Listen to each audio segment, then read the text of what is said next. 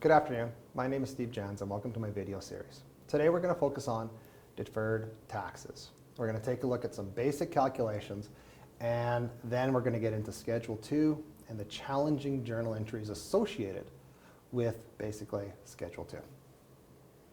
Let's begin. We're going to look at some information here and we'll do some basic calculations. So you've purchased an asset for $600,000. You're told that it'll have a useful life of 8 years. The straight line depreciation will therefore be $75,000 a year.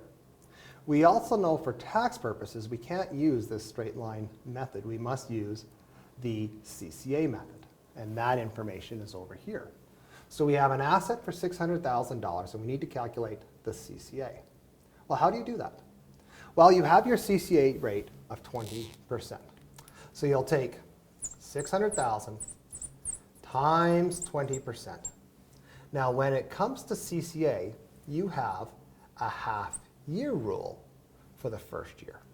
So you calculate this, the amount of capital cost allowance you can take in the first year. 2017 is 60,000. Subtract these two numbers from each other. Your undepreciated capital cost at the end of 2017 is 540,000. Let's carry on until the next year. Your starting balance is 540,000, and you'll calculate that amount by 20, and that will give you your amount of CCA for year 2, 2018. And then here's your ending UCC balance, your undepreciated capital cost. So once you have your base information, you then can calculate your Schedule 2. Now, to calculate Schedule 2 and to do our journal entries, you have to recognize that the question is 2018, but we need to calculate previous years to see if there's any opening balances that will have to be adjusted, and that's key. So let's calculate 2017 first. So what I like to do is, here's the template for Schedule 2, is I like to remember that tax is first. It's one of those key things to remember. Tax is first, GAAP is second. Here's our starting values. And what we'll do is we'll put the information into this schedule. So we know, and I'll start with the easiest one, is that straight line depreciation will be 75,000 every single time. So that'll give us a value of 525,000. We'll then put in our value for CCA. We are using 60,000 for that value. We calculated that earlier. So that gives us a value now of 540,000. So we're using our ending values in our calculation. Now this will create timing differences for us. That's what this TD stands for. And what I like to do is I like to read the schedule from left to right.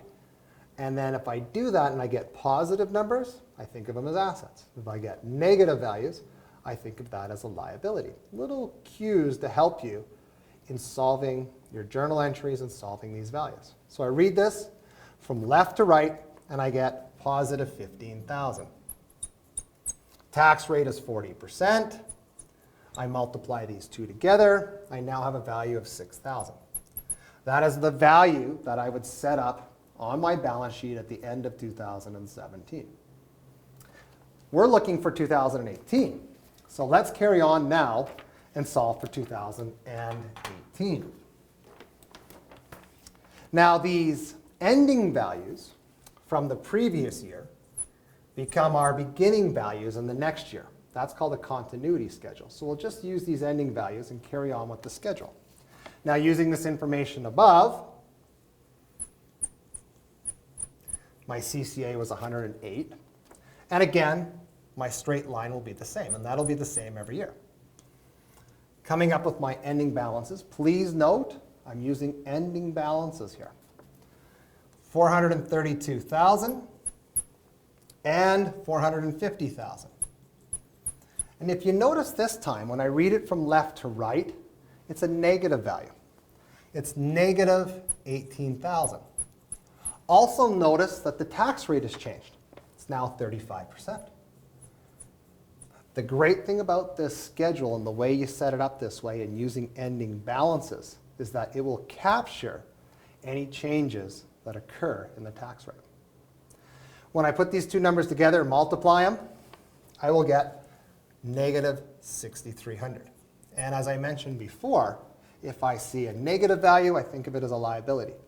One of the little hints that I built into my schedule is that I put the liabilities here in brackets so that if I see a negative number, I know it's a liability. So we're almost there. One last thing to do, the journal entries. And this is where students really can struggle, is you have to recognize that we are doing the 2018 entries, but there's previous entries that are on the balance sheet that have to be considered. We have 6,000 set up as an asset on the balance sheet. That needs to be eliminated, and then we need to set up this liability. So let's do the elimination entry first. Deferred tax expense for 6,000, deferred tax asset 6,000.